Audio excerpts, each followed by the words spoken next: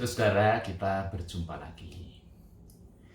Nah, saat ini saudara kita ingin bicara tentang apa yang menjadi harapan kita dan sejauh mana kita mengupayakan harapan itu.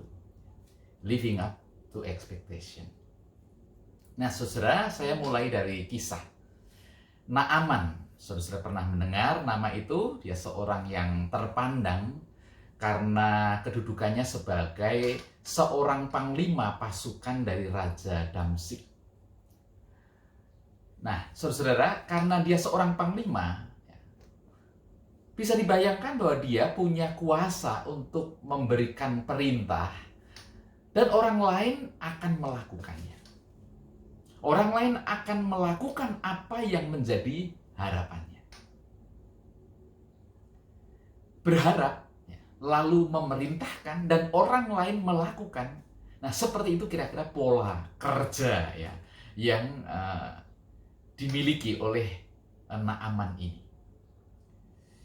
Dan itu yang membentuk dirinya karena kebiasaan itu sudah menyatu dengan keseharian dia.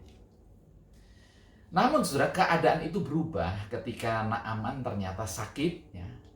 Dia sakit kusta. Kalau di Israel, penyakit seperti ini membuat dirinya akan dihindari dan dijauhi oleh banyak orang. Namun di Syria, di tempat Naaman ini tidaklah seperti itu.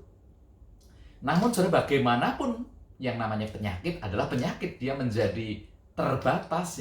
Dia sakit yang membuat dia harus bergantung dari kebaikan orang lain. Maka saudara-saudara, berbaliklah nasib kehidupannya. Yang biasanya dia dicari, sekarang dia bisa dijauhi. Yang sebenarnya selalu dipertimbangkan, sekarang dia mulai dilupakan. Penderitaannya itu bukan hanya fisik, namun ujung-ujungnya juga bisa sampai pada batin. Dan satu hal lagi, saudara-saudara, sekalipun selama ini saat dia punya harapan orang lain yang melakukannya, sekarang saat dia punya harapan, dia tidak akan lagi bisa terus menggantungkan diri kepada orang lain. Dia harus melakukannya sendiri. Dan itu yang tidak mudah. Dia menjadi seperti tidak lagi terhormat. Saat Nabi Elisa menyuruh dia untuk mandi dan membenamkan diri di sungai Yordan, dia enggan untuk melakukannya.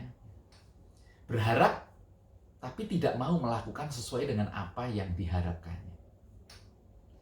Nah, jika ada pertanyaan seperti ini, saudara, misalnya, mendoakan yang dilakukan atau melakukan yang didoakan, mana yang seharusnya? Ya, tentu jawabannya dua-duanya. Namun yang lazim terjadi adalah kadang kita berdoa, kita berharap, tapi kita tidak melakukan apa yang kita doakan. Atau kita melakukan, namun kita tidak mendoakan apa yang kita lakukan itu. Malah terkadang, saudara, sudah tidak berdoa, tidak melakukan pula. Ora et labora katanya, tapi tidak dalam arti berdoa dan bekerja, tetapi ora et labora itu ora berdoa dan ora bekerja.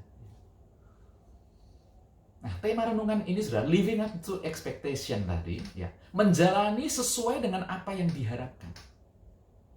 Belajar dari kisah Naaman ini, bagaimana dia bisa beroleh kesembuhan kalau dia tidak mau menjalani, meskipun itu sesuatu hal yang susah. Bagaimana seorang bisa berharap menjadi dokter kalau dia tidak sekolah kedokteran, kira-kira seperti itu.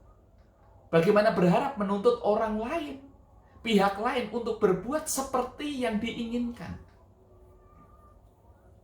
Nah, saudara, kisah Naaman ini ingin mengingatkan kita, mengajarkan kita, mari kita yang berbuat, bukan menuntut pihak lain untuk bertindak seperti apa yang kita harapkan.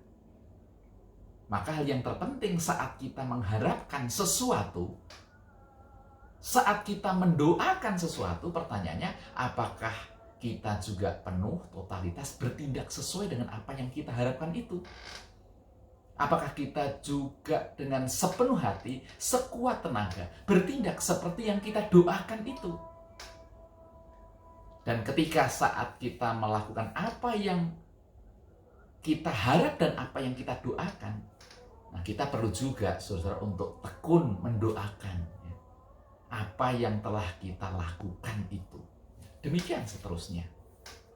Maka saudara, tak mustahil bahwa apa yang dialami oleh Naaman itu juga akan terjadi di dalam kehidupan kita. Saudara-saudara, sampai di sini lebih dulu kita bertemu dan kita akan berjumpa di lain waktu. Tuhan memberkati.